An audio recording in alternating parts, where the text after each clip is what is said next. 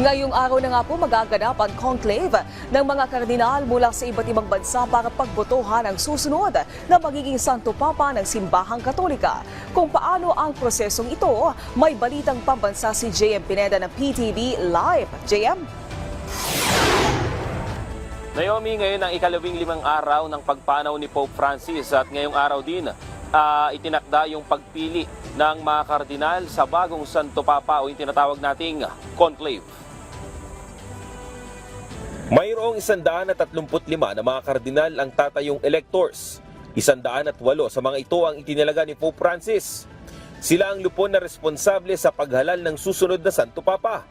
Hindi pwedeng bumoto ang mga kardinal na may edad 80 taong gulang at pataas na abot sa 117. Pero maaari pa rin silang lumahok sa mga General Congregation o mga paghahanda bago ang conclave. Sa General Congregation, pag-uusapan ng mga kardinal ang mga pangangailangan at hamon na kinakaharap ng simbahan at pagdinilayan rin ang mga katangiang hinahanap sa hihiranging bagong Santo Papa. Sa pagsisimula ng conclave, magtitipon ng mga kardinal para sa isang special mass kung saan ay tatawagin nila ang Espiritu Santo na sila ay gabayan. Pagkatapos ito ay lalakad ang mga kardinal papasok sa Sistine Chapel na tradisyonal ng lokasyon ng conclave mula pa noong 1878. Dito sila ay manunumpa na mananatiling lihim ang magiging botohan. Sa oras na baliin nila ito ay maaari silang hatulan ng pagiging excommunicado. Kahit panahalal na ang bagong Santo Papa, bawal nilang isiwalat sa madla ang magiging botohan. Sa oras na makapasok na ang mga kardinal, isisigaw ng Master of Ceremonies ang mga katagang extra omnes, salitang Latin para sa mga katagang everyone out. Lahat ng mga walang kinalaman sa conclave ay kinakailangang umalis at ikakandado ang mga pintuan. Para sa kabuuan ng eleksyon, saka sa Santa Marta titira ang mga cardinal electors at iba pang kalahok sa pagtiyak na magiging maayos ang halalan. Noon na hindi pa pinapahintulutan na umalis ng Sistine Chapel ang mga kardinal sa kabuuan ng voting process. Isusulat ng bawat kardinal ang pangalan ng napili nilang kandidato at titiklupin ang kanilang balota ng 2 beses. Isa-isang pupunta sa altar ang mga kardinal, manunumpa at ilalagay ang kanilang balota sa isang kalis. Sa bawat round, malakas na babasahin ang mga balota ng 3 kardinal na magsisilbing scrutiners. Kinakailangan maabot ang 2/3 votes para makapaghalal ng bagong pinuno ng simbahan. Sa oras na hindi ito maabot, ay uulitin ang botohan hanggang sa maabot nila ang kinakailangang bilang.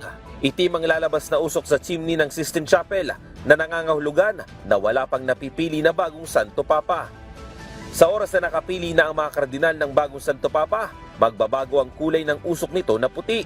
Tatanungin ang kandidatong nakakuha ng sapat na boto kung tatanggapin nito ang tawag ng tungkulin.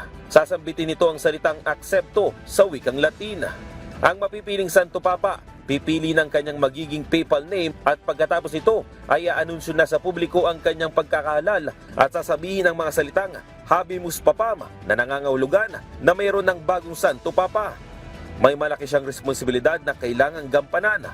Sa nagbabagong anyo ng mga umaanib sa simbahang Katolika, tungkulin niyang lalong ilapit ang milyong-milyong Katoliko sa simbahan. Lalo pa nga't ang legasiyang iniwan ni Pope Francis, ang pagiging isang pastol ng simbahang mapagkumbaba, may matinding palasakit at malalim na pananampalataya. Naomi, sa ngayon nga nandito tayo sa Manila Cathedral at alas 7 ng imedya mamaya ay magsisimula yung misa para nga sa pagdadasal para sa susunod na Santo Papa o yung botohan na mangyayari. At nanawagan nga rin ang Archdiocese ng Manila na magdasal ang publiko para sa mga kardinal na pipili ng bagong leader ng Simbahang Katolika. Yan muna ang latest. Balik sa iyo, Naomi. Maraming salamat, JM Pineda ng PTV.